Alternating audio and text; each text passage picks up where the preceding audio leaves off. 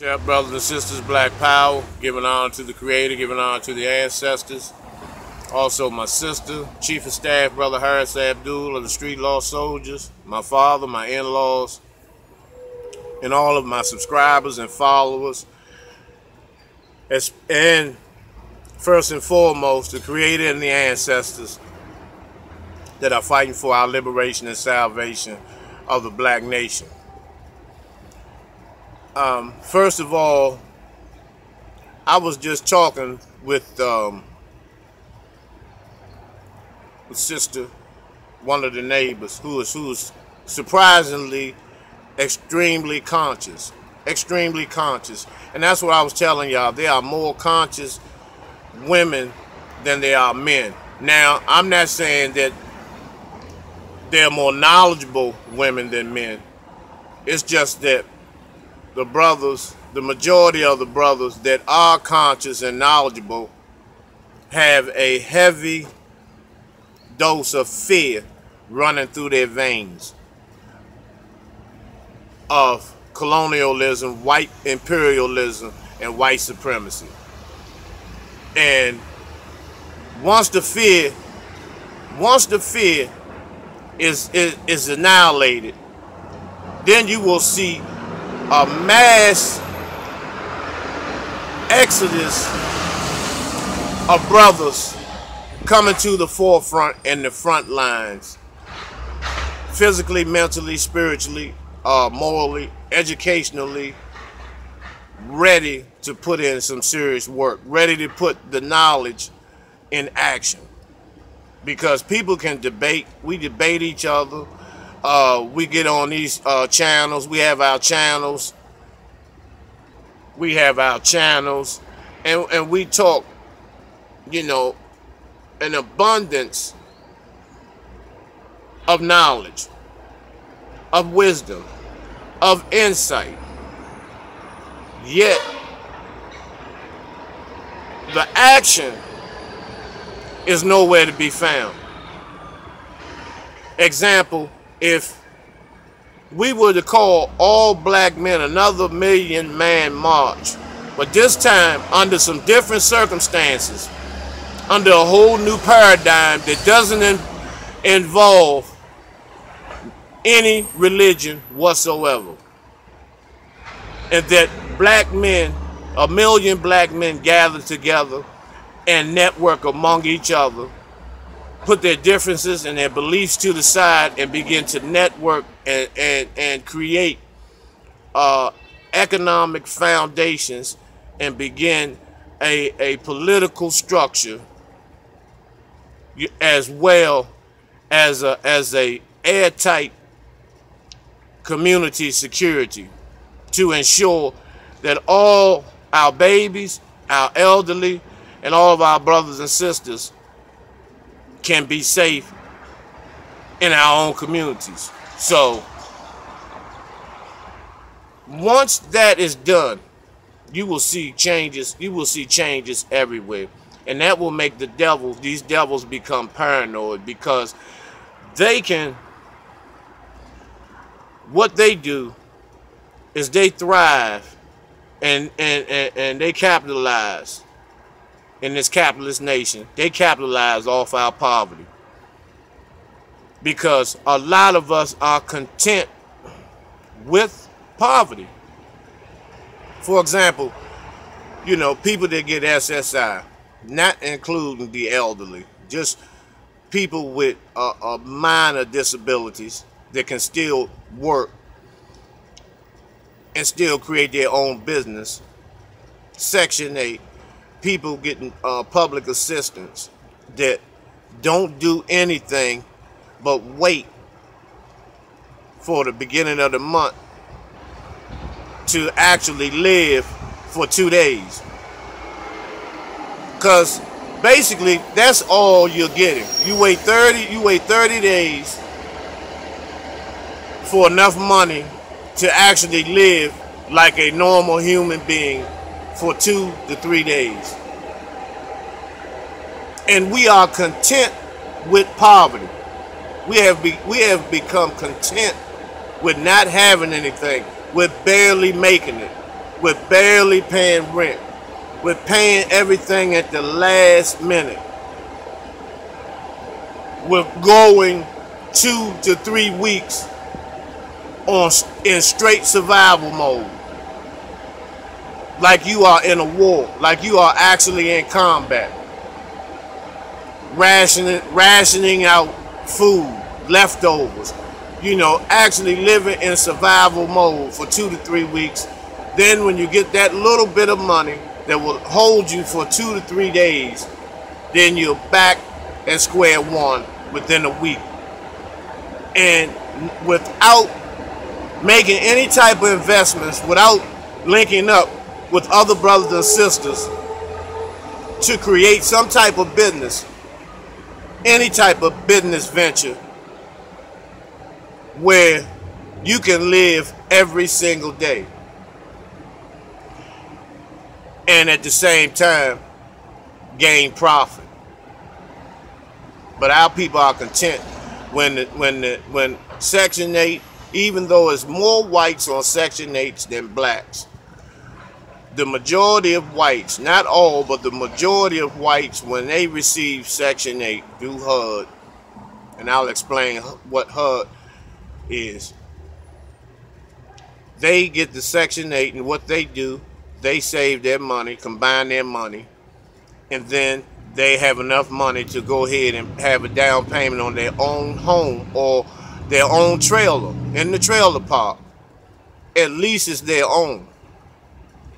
Unfortunately, when our sisters get Section 8, they look at it as if they've hit the Powerball, where they're set for life, paying $12, $20, $30 a month, that they are set for life, no other plans, no other missions, and just being content with the check and the food stamps that go along with it. And what white America does is they capitalize off your poverty. They realize if you have anything of value that they want, and they know that you haven't had a large lump sum of money in a long time or never, and they dangle that in your face, trying to purchase and buy you out, or whatever the situation may be, the majority of us jump straight on it and give their business up for some chump change. And the white man takes that business and makes it a multi-million-dollar industry, while we sit back with a couple of $1,000, go shopping, buy a couple of pair of tennis shoes, get some skunk, get some loud, some mollies, some Henny, and play big shot for a week and a half. And so this shit has to come to an abrupt end. And the thing about this shit is why they capitalize off your poverty. At the same time, they take the heads out of the family, and they also murder the males by way of the police, the slave patrol, which is known as the police department. But let me go back to HUD, how it was started in 1949. They took some rats and put them in shoe boxes, these shoebox type windows. And they're the size of shoe boxes, and they put these rats in them, and they stacked them up high as they possibly could, making them some with 14 and 15, 20 stacks high. And they found that those rodents can live peacefully and coexist with all the other rodents. That's where you get the high-rise buildings from. High-rise tenements was created from that idea, and they call it the projects because it was an experiment by HUD. That's why they call it it's a project by HUD, 1949, and it's been effective and it's been damaging ever since. They have turned our housing projects literally into prisons. Because if you look at a lot of prisons and you look at a lot of housing projects, they literally look the same. They literally have the same activities. They literally are structured the same in some instances. And that's why they have gated communities, because they want to keep people locked in. They don't want them to come out into the suburbs or come out in the general population. And that's the same term that is used in prison. They lock people down. Some are locked down 23-1 until they have learned to adjust to the general population. And that's the same way with housing projects. They lock our people in. And then once they have them locked in for a certain period of time and have them trained that they will conduct themselves properly, they release them into the general population, which is the suburbs in that instance. And this is some mean shit this devil has put on our people. And not only that, the housing projects where you have families that are developed, family after family. The sister in building 8, she gets pregnant by the boy in building 4. The brother in building 9 got a baby in building 6 and a baby in building 1. And it goes on. And then those babies grow up, become cousins, and then they impregnate someone in other buildings, and it goes on and on and on. That's why when you go into the average project, the majority of the people have basically the same last names without the interruption of marriage. And also, if you have a situation in the projects, you will see people come out of the woodwork because they are related. Same as in LA. Same thing in LA and South Central Los Angeles. The same exact thing. And so, my point is, we have to learn not to be content with poverty. We have to learn to grow out of living comfortably in dire straits, financial dire straits, financial life support. Once we do that, we can begin to generate wealth.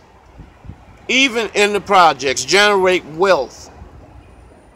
For instance, just like a woman may do, she may do hair, braid hair. And you see that a lot of times. And then everybody in the community goes to this one sister. But the sister should train someone else, and then they can generate enough currency to open a hair salon in the hood, because they already have the clientele, and that way the money will stay in the black community. The same thing with barbering, the same thing with tattooing, the same thing with art. And that's the power that we have. That's the power that the black man and woman has. Our hands, these hands are gifts. These hands are gifts. These create gold. We are precious. But the cracker tries to put a number on us. If you see, when you go on Google and or entertainer or athlete or whatever, you'll see they'll have net worth, 5.5 million or whatever. None of that is accurate at all. The black man and woman, when they are at their peak, when they have reached and conformed to their God self, and they are functioning on the highest frequency possible, there is no dollar amount that can match that. And even the cracker says that the greatest thing that is worse and more dangerous than a nuclear warhead is a conscious, educated black man or woman. And so we had to be real focused. Start eliminating things from your diet. Change your vocabulary. Start to stand up more. Start to wear a tie that speaks for itself, that tells who you are, tells who we are. Because we are so afraid to do that. The black man and woman has a high dose of fear, like I've been telling you. I don't give a fuck where I'm at. I'm gonna rock whatever tie that suits me in terms of my identity, in terms of representing the ancestors, in terms of who I am, how they work through me today, how I have to stand up and represent the ancestors, those great predecessors that came through, fought, bled, and died for my existence. These are people who I know, not through religion, and people that I don't know, and don't know if they ever existed. I'm talking about people I know existed, and people that I know that are in the ancestral realm. But religion teaches you to cut the ancestors off, that they cannot help you. And this is one of the reasons why we are so mentally and spiritually deranged. Because we do not have that direct connection and lines of communications open with our ancestors. And once you open the lines of communication with the ancestors, you begin to get in divine instructions on how to conduct yourself and how to help others acquire liberation and salvation. Real simple. Now, I know that I'm dropping jewels, so I don't have to wait on comments. I don't have to wait on anything to validate the jewels that I'm dropping on my brothers and sisters, because it comes from research and experience. The same research and experience that's available to you, black man and black woman. All you have to do, get rid of the false pride, humble yourself, and ask and connect with those who are connected. But now I want to talk about a situation that really, fucked me up. Really fucked me up. And I have the PowerPoint set up. I have the photos and everything, but I'm having some extreme video difficulty. So I'm just going to share a little bit of this particular situation with you. This white boy was being chased in Louisiana by 2 black cops. Convicted felon had his 6-year-old son in the car. When the car crashed, the police opened fire on the white man in his vehicle, seriously injuring the white man. But unfortunately, the 6-year-old boy died. He was shot in the head. When the police chief was making at the press conference, a news reporter came out of nowhere. A news reporter, TV news reporter in Louisiana, was very hostile and asking him, why did that happen? And just was grilling him, non-stop.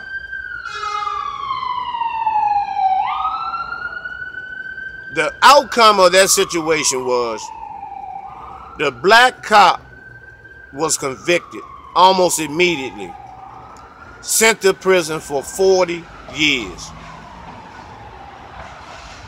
Now, let's look at Aiyana Jones in Detroit.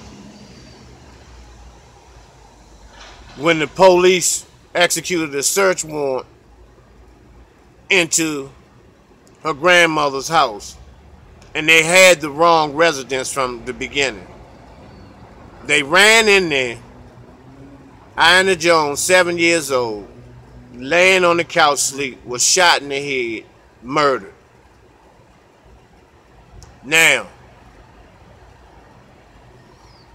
they go to trial. This black woman judge dropped all the motherfucking charges on this cracker and made a statement saying that if somebody is mad, they should be mad at her. Come see her. When she let this motherfucker go, and this motherfucking cracker lied saying that the grandmother reached for his weapon, which is nearly impossible if he shot Aiyana Jones. How could she have even grabbed for any weapon? And she explained that. She broke down in court and told him in his face that he knows that he was lying. But this cracker showed no remorse. He was uncompassionate for taking that little girl's life. And then this black Aunt Jemima, and I'm going to use this term today because that's how I feel. This black Aunt Jemima, bed wench, monkey motherfucking, porch monkey, house slave wench, bitch. Let this goddamn devil go free. But the brother got 40 years federal for shooting the little white boy in a high-speed chase where the father was a convicted felon and gunfire opened up. He got 40 motherfucking years. This cracker walks free. He had the wrong house, number one. Kicked the door in, shot that baby in the head in her sleep, and murdered her. He walks free.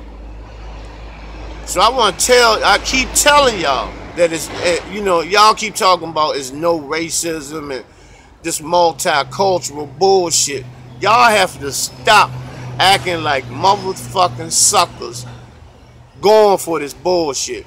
Because deep down inside, the ones who saying that, they know that racism is more than alive and well. But a lot of them are paid, like Steve Harvey and others. They are paid to lie and make statements about not giving a damn about slavery. All of the shit that the ancestors went through. And he's supposedly from Texas, one of the worst states in the country for a black man or black woman. And all the shit that his ancestors went through, he spit in their faces saying that he don't give a damn about slavery. And then some of you niggas set up and tried to justify for him, saying that he had to do that and all this bullshit. No, he didn't. Fuck his wealth. Where does his integrity lie? I could go on for it'd be the end of the day if I start naming all of these motherfuckers, these buck dancing jigaboo ass coons. I don't have enough time. That's how bad we are. That's how bad off we are. And so, just like Nat Turner, we have to use the Nat Turner approach to get liberation. First, you got to get rid of the goddamn Toms. You got to get rid of the goddamn house slaves, these jigaboo, porch monkey motherfucking coons. They have to be eliminated, not warned or leaned on or pressed out. They have to be eliminated because they are dangerous. They are more dangerous than the slave master. You remember the movie Life when Hoppin' Bob, when he said, he told Martin and Eddie Murphy that he won't be as nice as Massa. He'll slap the black off of him. We got a lot of Hoppin' Bobs out here.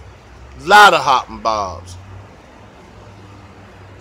Lot of motherfucking Chicken Georges and Hoppin' Bobs all over for money. For money.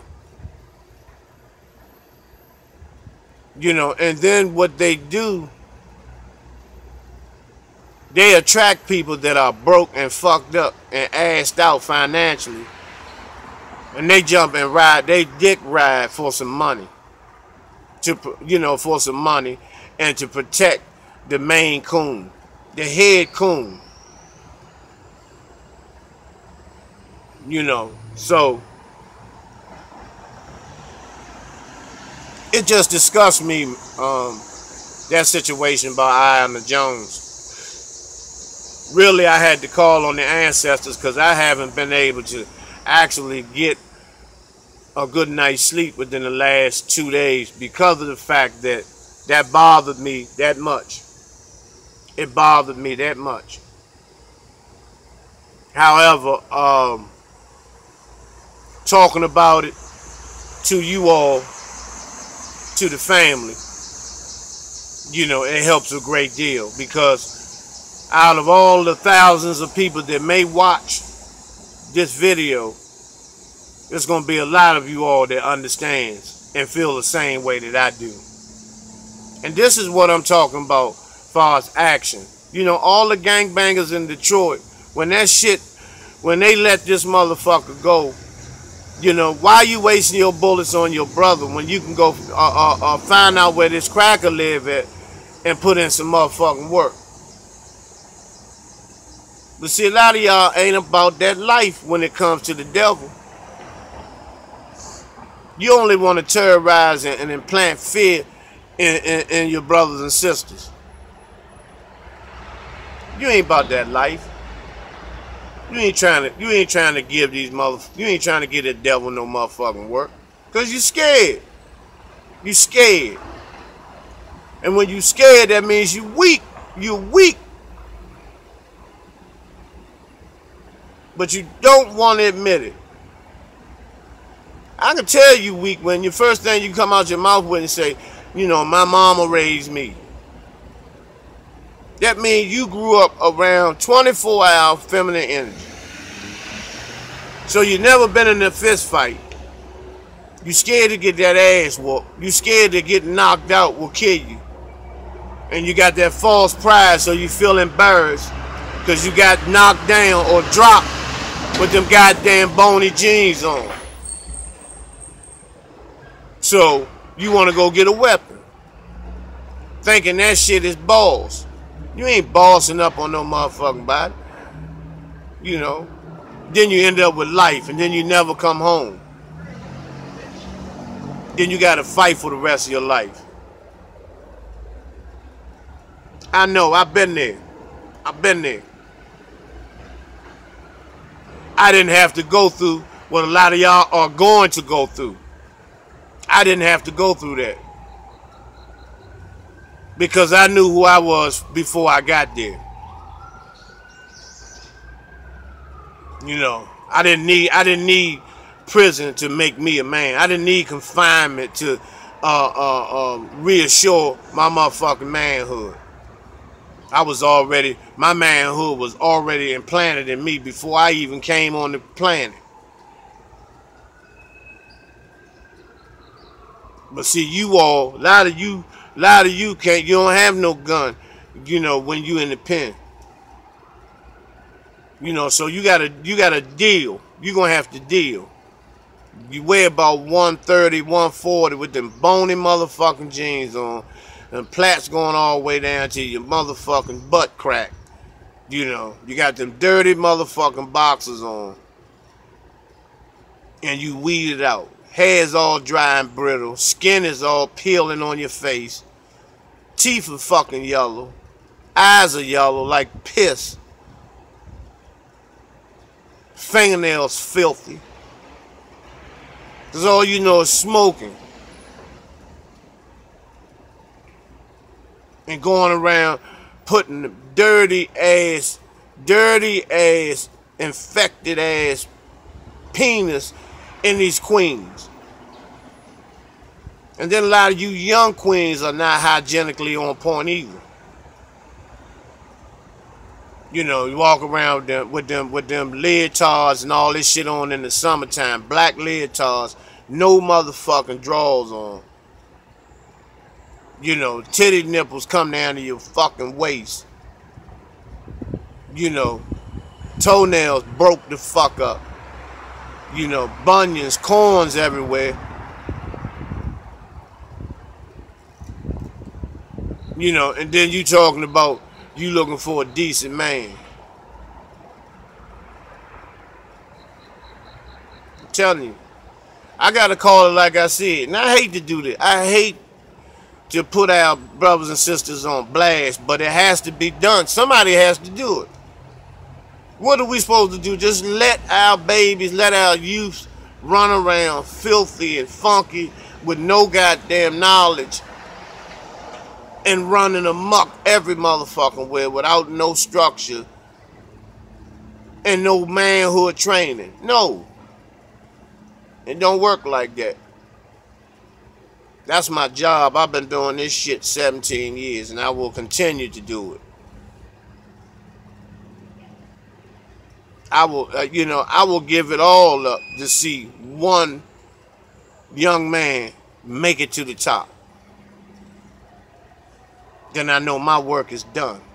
My work is done. My information, somebody internalized it and it turned them into a warrior black god.